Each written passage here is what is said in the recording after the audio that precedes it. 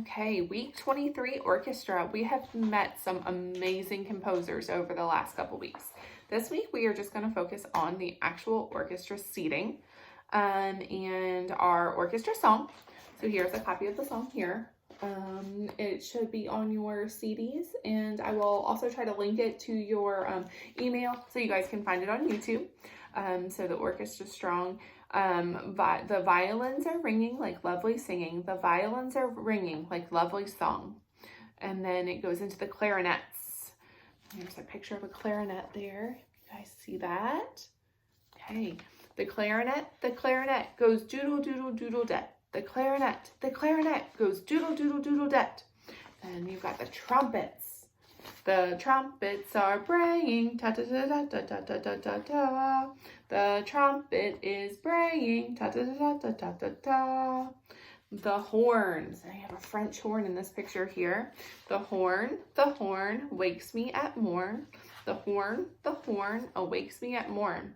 Then drums. And here you've got a picture of your drums here at the bottom.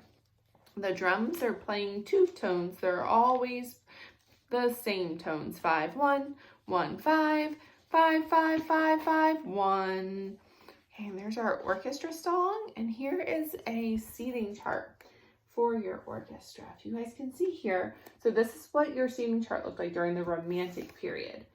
There's a fun little card right here showing you that this is during the Romantic period. Then you've got your harp here. Here's your conductor.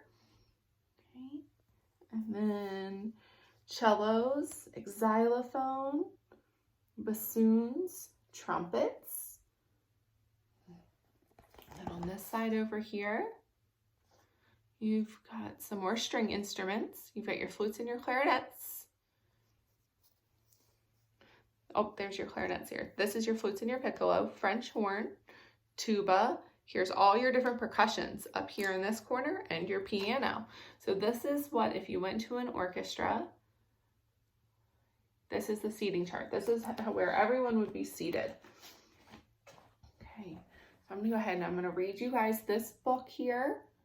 First book about orchestra. Have you ever heard of an orchestra? It's made up of lots of different musicians, and they all play at the same time to make one amazing big sound. Before they start, everyone tunes up to get ready. It sounds like this.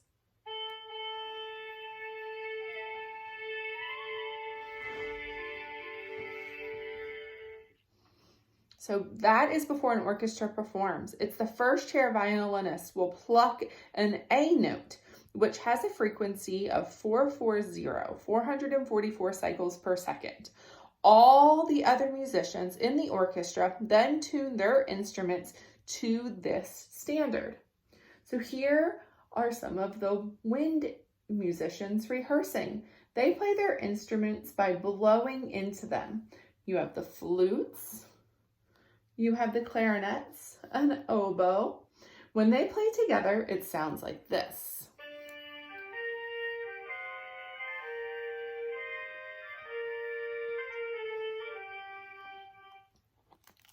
Now we'll listen to some of the strings. You play them with a stick called a bow.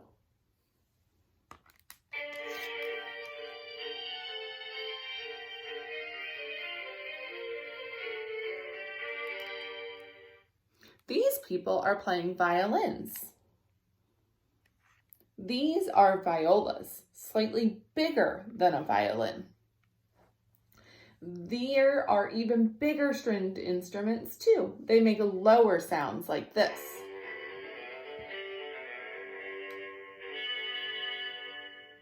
They are called cellos, and these here are called basses.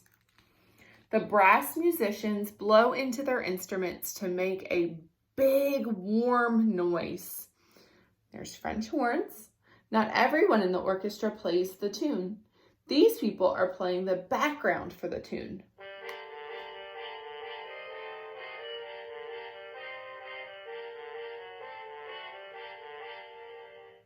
And here you have trumpets and trombones. Here's how a trumpet sounds all on its own.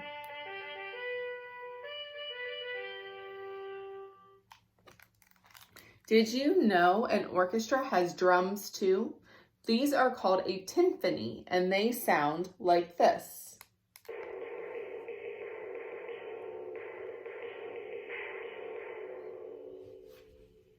These here are trumpets, trombones, and these people are playing bassoons. Now the drums are joining in with the rest of the music. Can you hear them?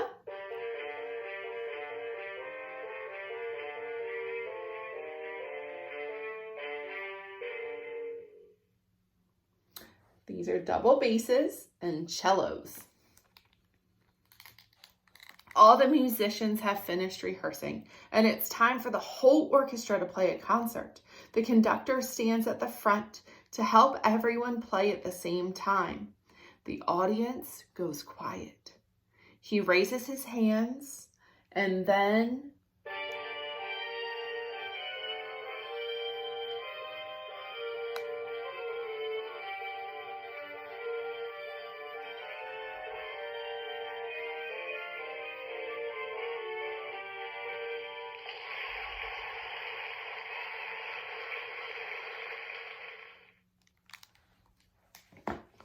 okay, so we got to learn a little more about the orchestra in a little bit more detail. The physics of sound. A vibrating object creates sound. The number of vibrations in a second of time is called the frequency. Those vibrations are carried through the air as waves, received by our ears, and interpreted by our brain as sounds.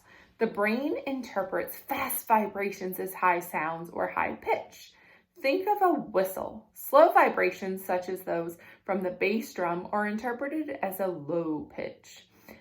Amplitude describes the strength of the waves, which we hear as loudness.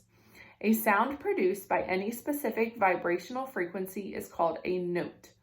The human brain can interpret sound frequencies from 20 vibrations or cycles per second to 20,000 cycles per second.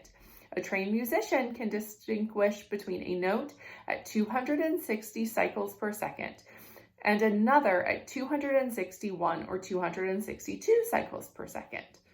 So this is kind of what a sound wave would look like.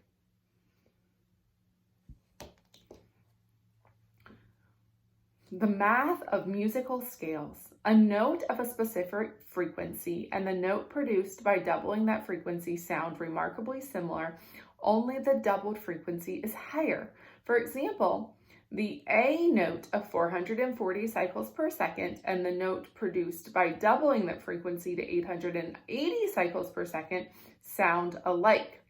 If the frequency doubled again to 1,760 cycles per second, the new note will again sound very much like the first two.